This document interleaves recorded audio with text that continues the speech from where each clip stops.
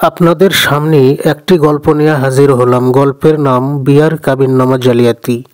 বাস্তব সত্যি ঘটনার এই গল্পের মাধ্যমে আপনারা জানতে পারবেন বিয়ার কাবিননামা জালিয়াতির কারবার কতটা ভয়ানক।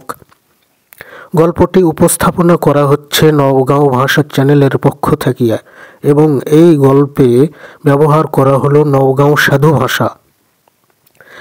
একটি ছেলের জীবনে ঘটে গেছে এমন ভয়ানক ঘটনা, আর এই ঘটনায় লক্ষ লক্ষ ছেলের চোখের পানিতে এই বাংলাদেশে হাহাকারের নদী তৈরি হয়েছে। কেননা ওই লক্ষ লক্ষ ছেলে পেলের জীবনেও এমন ঘটনা ঘটেছে।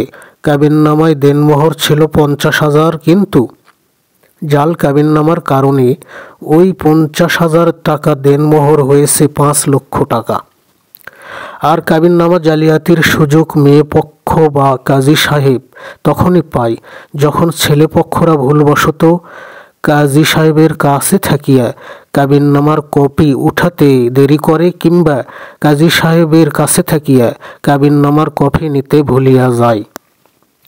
আবার অনেক অনেক স্থানে মেয়ে পক্ষরা কাজী সাহেবকে ঘুষ দিয়ে কাবিননামা জালিয়াতি করাতে বাধ্য করায়।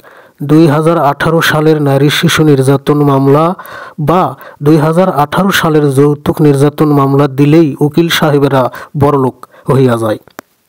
মামলা চলে দীর্ঘদিন যাবৎ। মেয়ে পক্ষরা জাল কাবিননামার অবৈধ দেনমোহরের টাকা নেওয়ার জন্য পাগল হয়ে পড়ে। আদালতে জজ সাহেব দয়া করে ছেলেপক্ষদের সময় দিতে চায় না, কহে মেয়েটাকে তালাক দেন আর দেনমোহরের টাকা দেন। ছেলেপক্ষরা কাকুতি মিনতি করে কহে, স্যার কাবিননামা জালিয়াতি হয়েছে, এই দেনমোহরের অঙ্কটাও মিথ্যা, কার কথা কে শোনে। ছেলেপক্ষ যায় কারাগারে। এটা কি ভাগ্যের লিখন নাকি চক্রান্তের শিকার, কহেন তো।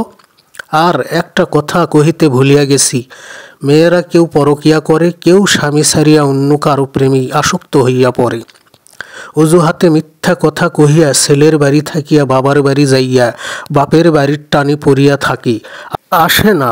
স্বামী স্ত্রীকে শ্বশুর বাড়ি নিতে গেলে বউ এবং শ্বশুর বাড়ির লোকজন মিথ্যা কলঙ্ক দিয়া অপবাদ দিয়া ছেলেকে তাড়াইয়া দেয়।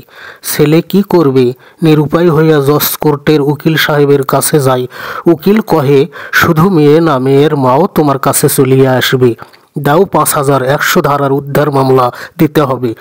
ছেলে খুশিতে উকিলকে 5,000 টাকা দিল। উকিল 100 ধারার উদ্ধার মামলার নথি লেখে এইভাবে, এত তারিখে এই দিনে মেয়েটা ছেলের বাড়ি থাকিয়া চলিয়া গেছে। যাওয়ার সময় মেয়েটা ছেলের বাড়ি থাকিয়া 10 ভরি সোনা, 10 লাখ টাকা, 10টা গরু আর কোলের বাচ্চা নিয়ে গেছে। মেয়েটা বড়ই লোভী, চরিত্রহীন এবং চোর ছিল। মহামান্য আদালত এই চোর বউকে ছেলের কাছে ফিরিয়ে দিতে মর্জি হয়। ইতি বাম্বু উকিল। কয়েকদিন পর 100 ধারার মামলার নোটিশ যখন মেয়ে পক্ষের কাছে যায়, মেয়ে পক্ষ নোটিশ পড়িয়া কহে, আমরা আদালতে হাজির হব, কিন্তু আমাদের চোর মেয়েটাকে ওই বোকা ছেলের বাড়িতে আর পাঠাবো না, এমনকি বাচ্চাও দেব না। একদিন আদালতে ছেলে পক্ষ মেয়ে পক্ষ উভয় হাজিরা দেয় এবং আইনি ছেলেপক্ষরা হারাইয়া যায়। বউ হারায়, বাচ্চাও হারায়, আর জাল কাবিননামার টাকাও দেওয়ার জন্য রেডি হতে হয়। বিলম্ব হলে কারাগারে বসবাস হয় ছেলেপক্ষদের। বিচার হয় না কাজী সাহেবের, বিচার হয় না পরকিয়া করা মেয়েদের। ছেলেপক্ষ বউ হারায়, বাচ্চা হারায়, আর মেয়ে মামলায় জয়ী হয়, আর মিথ্যা মামলায় কারাগারের গরম বাতাসে দিন কাটায়। আয়রনযুক্ত পানি খাইতে খাইতে কিডনি নষ্ট হইয়া যায়। আর একদিকে কাবিননামা জালিয়াতির ব্যবসায় মাতিয়া ওঠে মেয়েদের বাবা মা এবং মেয়ের অসৎ ব্যবসায়ী চাচা ভণ্ড কাজী সাহেব। মেয়ের বাবা আরেক ছেলের সাথে বিয়ে দেয়। কাবিননামা পুনরায় ডাবল জটিল হয়। বাবা মা হারা নাতি নাতনিকে গ্রামের মাদ্রাসায় ভর্তি করিয়া দেয়। দেশে তো এসব কারণেই মাদ্রাসায় এতিম ছাত্র ছাত্রীদের অভাব নেই। জানি না এভাবে আর কত নাতি নাতনি এতিম হবে।